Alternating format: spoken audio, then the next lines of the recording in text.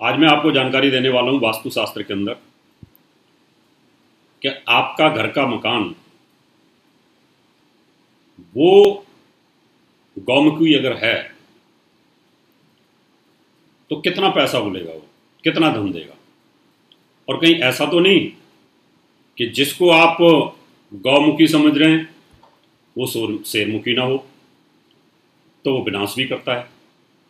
तो आज इस विषय की डेप्थ में जानकारी देने वाला हूं कि गौमुखी मकान कौन से होते हैं और शेरमुखी कौन से होते हैं, शेरमुखी कैसे हानिकारक होता है और गौमुखी मकान में धन की वर्षा क्यों होती है।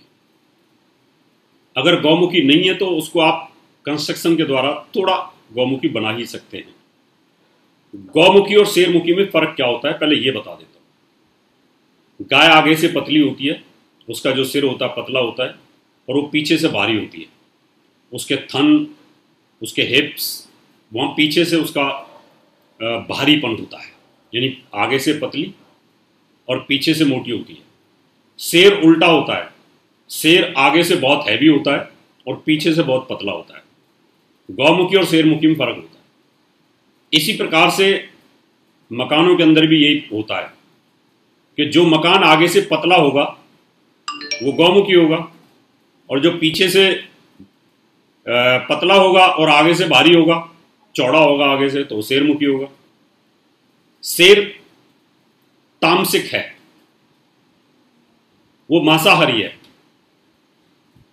वो हत्या करके खा जाता है किसी को भी, उसको दर्द नहीं है, बेरहम है। शेर का यह स्वभाव होता है। गाय दूध देती है, जीवन देती है, ऑक्सीजन देती है। 9 महीने 9 दिन मां के गर्भ में जैसे बच्चा रहता है ऐसे उसके भी रहता है। उसके दूध में बच्चा पल सकता है, इसलिए वो जीवन दायिनी है और वो जीवन लेने वाला है। एक जीवन देने वाला है, एक जीवन खत्म करने वाला है। इसलिए ऐसे मकानों को संज्ञा दी गई गौमुखी और शेरमुखी। अगर जो मकान आगे से पतला है पीछे से चौड़ा है वो गौमुखी है, जो मकान आगे से चौड़ा है पीछे से पतला है वो शेरमुखी है। लेकिन इसके पीछे भी एक कारण है, उसको समझने की जरूरत होगी कि गौमुखी और शेरमुखी। कई लोग क्या करते हैं कि गौमुखी समझ करके उसको ले लेते हैं, लेकिन एक्चुअल में वो शेरमुखी होता है। जैसे गाय हमें धन देती है ऐसे गौमुखी मकान भी हमें धन देता है। गाय के घर में रहने से जीवन आता है, ऑक्सीजन आती है, स्वास्थ्य आता है। गौमूत्र गाय के 5 चीजों की जो चीजें होती हैं हमें जीवन देती है, लेकिन शेर की 5 चीजें हमें मार देती हैं। इसलिए गौमुखी के अंदर धन वर्षा होती है, सोना उगलता है। लेकिन ध्यान रखना कि गौमुखी जो होता है वो पूरब दिशा में अगर कोई मकान पतला होगा, पश्चिम में भारी होगा तो वो गौमुखी माना जाएगा। अगर कोई मकान पश्चिम में पतला है और पूरब में वो चौड़ा है तो वो शेरमुखी माना जाएगा, क्योंकि हम पूरब दिशा को लेकर के चलते हैं। पृथ्वी पूरब को मूवमेंट करती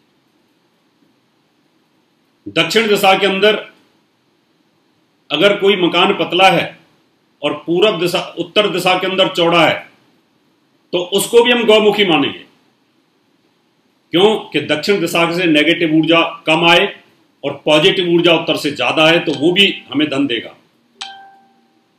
लेकिन नॉर्थ दिशा में कम हो जाए और दक्षिण में अगर भारी हो जाए, चौड़ा हो जाए, तो दक्षिण पितरों की जो दिशा होती है वहां से अगर बहुत ज्यादा नकारात्मक ऊर्जा अगर आएगी तो वो भी हानिकारक हो जाए।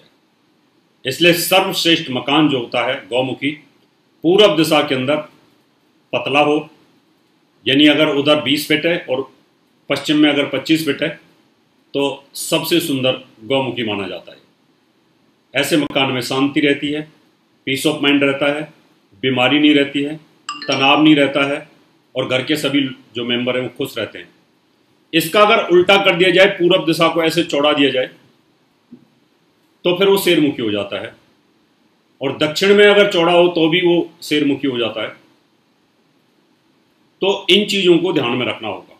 अब इसके एक उदाहरण के माध्यम से आपको समझाऊंगा कि आपकी जो कार है पूरब दिशा में चल रही है, बोनट आगे से पतला है और आगे से चौड़ा नहीं है, पतला भी है और सुकड़ा भी है, हवाई जहाज की तरह, तो वो कार आपकी स्मूथ चलती है, उसका इंजन भी खराब नहीं होता, पेट्रोल कंजम्पशन कम होती है, दबाव नहीं होता, साउंड नहीं करती, भागती ज़्यादा है।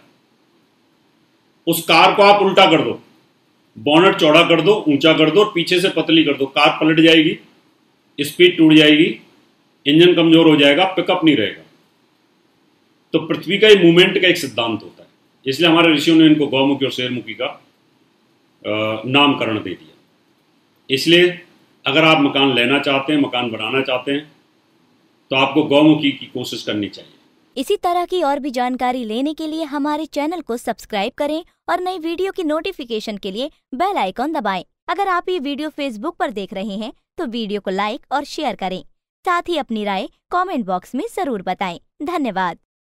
इसी तरह की और भी जानकारी लेने के लिए हमारे चैनल को सब्सक्राइब करें और नई वीडियो की नोटिफिकेशन के लिए बेल आइकॉन दबाएं। अगर आप ये वीडियो फेसबुक पर देख रहे हैं तो वीडियो को लाइक और शेयर करें।